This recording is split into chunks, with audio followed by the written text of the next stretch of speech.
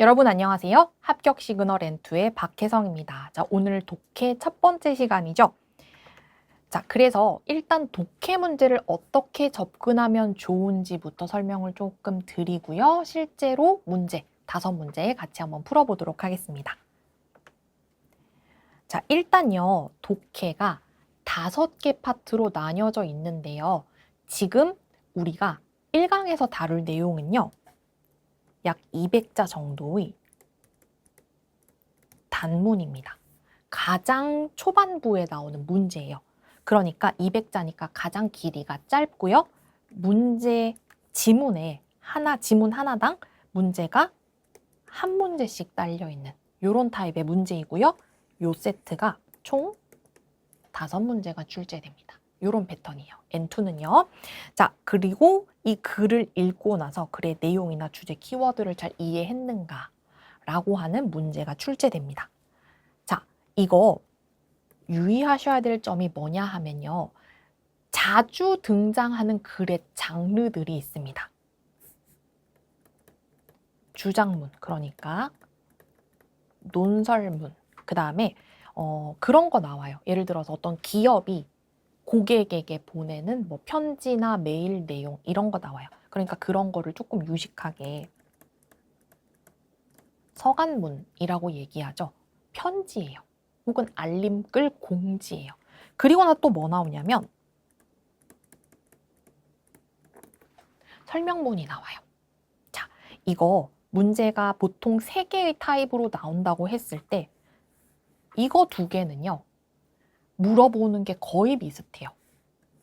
이거는 좀 문제 타입이 다릅니다. 여러분, 논설문 왜 쓰는 건가요? 그 글을 쓴 사람이 독자들한테 이거는 꼭 해야 된다, 이건 절대 하면 안 된다라고 하는 본인의 주장이 있고 그 주장을 전달하기 위해서 글을 쓴 겁니다. 근데 서간문도 똑같겠죠. 예를 들어서 뭐 백화점에서 고객한테 무슨 안내문 같은 걸 발송해요. 왜 발송할까요? 예를 들어서 우리 백화점의 VIP 주차장에 뭐 현재는 이러이러한 상황인데 1월 1일부터 1월 31일까지는 주차장을 폐쇄하게 되었습니다.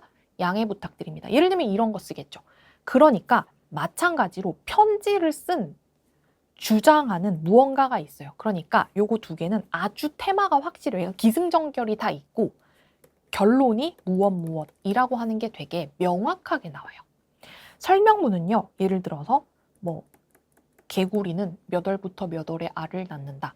그리고 그 알은 언제 부화를 해서 그 다음에 뭐 큰 개구리로 성장하기까지는 몇 개월이 걸린다. 뭐 이런 거예요. 물론 기승전결이 있을 수도 있지만 그렇다고 해서 무슨 특별한 주장, 이건 반드시 뭘 해야 된다, 개구리를 보호해야 된다, 이렇다기보다는 그냥 말하고 싶은 주제가 이렇게 주제라기보다는 그 소재에 대한 설명이 쭉 나열되어 있는 거예요. 자, 이거 2개 제가 문제를 왜 구분하라고 말씀을 드렸냐 하면요. 이 1번 타입과 2번 타입이 있다고 했을 때 1번 타입은 대체적으로 문제에 어떤 단어가 들어가 있냐 하면 필자 아니면 이 글을 쓴 사람 같은 단어가 들어가 있어요. 그러니까 필자가 뭐라고 주장하는가? 필자의 이것에 대한 생각은 뭐냐라고 물어봐요. 즉, 주장 찾으라 이 얘기거든요. 여러분이 생각하셨을 때 글의 주제는 어디에 많이 포진되어 있을까요? 아시다시피 맨 위에 나오거나 맨 밑에 나오거나 둘 다 나오거나 이런 식입니다. 물론 우리가 지금부터 다룰 단문이라고 하는 거는 고작 200자밖에 안 되니까 뭘 그렇게 나눠서 읽어. 어차피 5줄밖에 안 나오면 다 읽지 뭐라고 생각하실 수도 있지만 앞으로 중문, 장문 다 나옵니다. 그러니까 글의 길이가 되게 길 때는 앞뒤를 먼저 보고 아, 이거 뭐에 대한 글이구나 라는 거 주장을 알고 보시면 훨씬 더 도움이 많이 되겠죠? 그래서 참고를 좀 해주시고요. 설명문일 때 여러분 반드시 뭘 찾아야 되나요? 아까처럼 제가 개구리 예시 들었던 것처럼 개구리의 뭐 부화라고 하는 대상이 계속 반복된다면 거기 네모를 쳐둔 다음에 이 부화가 어떻게 진행되는가 혹은 예를 들어서 그게 사회 문제다라고 하면 그것에 양상이 어떻게 되는가라고 하는 거를 봐야 됩니다. 오늘도 사실 그런 문제가 한 문제 들어가 있는데 그래서 그 사회적인 현상이 어떻게 진행되는지 양상을 물어보는 문제가 많이 나옵니다. 자, 어쨌든 이렇게 두 문제 구별을 하시고요. 자, 그렇다면 우리는 뭘 해야 하나? 자, 말씀드렸다시피 문장에서 가장 중요한 단어를 찾아주시는데 중요한 단어는요. 특징이 있어요. 엄청 많이 반복돼요. 여러 번 나옵니다. 그리고 혹시 반복돼도 뭐랄까 눈치를 못 채시는 분이 계실까봐 이렇게 꺾은 괄호 안에 단어를 집어 넣어 놓기도 합니다. 일본어에서 작은 따옴표는 잘 쓰지 않고요. 글 안에서 이렇게 꺾어진 괄호를 쓰는데 괄호가 이렇게 겹으로 만들어진 기호도 있고 이렇게 홑겹으로 된 것도 있습니다. 홑겹으로 된 거는요. 한국에서의 작은 따옴표랑 역할이 비슷해요. 글 안에서 하는 역할이 뭐냐면 대사예요. 그러니까 누군가가 말하는 내용, 소설 같은 데 실제로 그렇게 쓰고요. 그 다음에 또 뭐가 있냐 하면 필자가 이야기하고 싶은 내용 중에 제일 중요한 거 말하자면 방점을 찍는 역할이에요. 그러니까 눈에 띄게 하는 뭐랄까 포인트? 그러니까 글을 쭉 보다 보면 한자로 쭉 쓰여져 있지만 어디 중간에 이런 괄호 같은 게 딱 들어가 있으면 사람들이 글을 쭉 스캔하다 보면 거기에 눈이 확 가잖아요.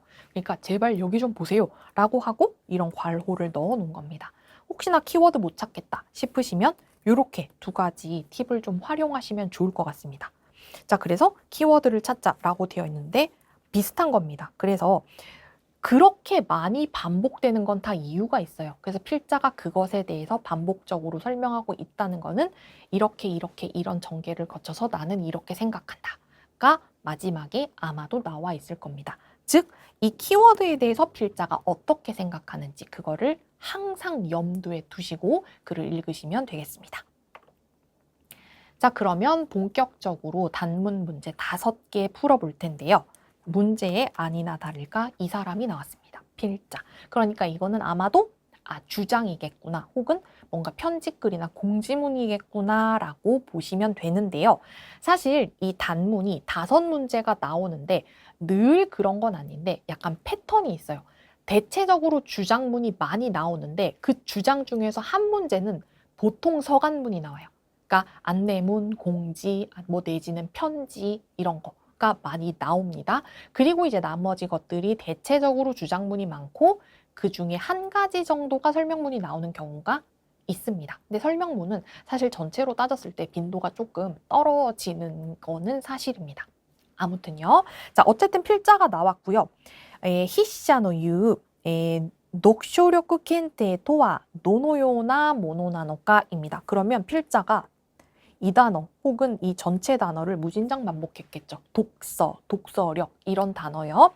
그래서 필자가 말하는 독서력 검정, 즉 독서력을 검증. 이게 검정이라고 하는 게 검정 시험할 때 그 검정이거든요. 그래서 독서력을 측정한다라고 하는 것은 대체 무엇인가? 라고 물어봤습니다. 그러면 이 글 안에 진짜 제대로 독서를 한다. 혹은 독서력을 가지고 있는 사람은 이렇게 한다 라는 걸 아마 알려줄 겁니다. 그래서 아래 보시면 시라베르 코토라고 하는 게 여러 번 계속 반복되어 있습니다. 그러니까 이 독서력이 뭘 조사하고 뭘 알아보는지 이렇게 링크를 지어서 본문을 보면 이해가 편하겠죠. 자, 그리고 한 가지 더요. 아래 보시면 물론 없는 경우도 있어요. 근데 여기는 꺾은 괄호 안에 단어가 들어가 있죠. 이거는 책의 제목이다 라고 보시면 되는데요. 사이토 타카시라고 하는 분의 녹쇼로쿠라고 하는 책 안에 실려 있는 내용을 발췌해 온 겁니다. 독서력에 대해서 독서하는 능력에 대한 책인데요. 자, 일단 이렇게 아래 쭉 보시고요. 와타시가 들어가 있고요. 이렇게 되어 있습니다. 와타시가 독서력検定というものを行うとすればやり方はこうだ라고 되어 있습니다. 내가 독서력 검정 시험을 치른다 라고 하면 나의 방식은 이거다 라고 되어 있습니다. 그럼 내가 옳다고 생각하는 방식은 여기 뒤에 나오겠죠. 일단은 이렇게 한번 잔꾀를 부려서 여기 뭐 나온다 이렇게 두시고 다음으로 내려갈게요. 또 와타시가 나오죠.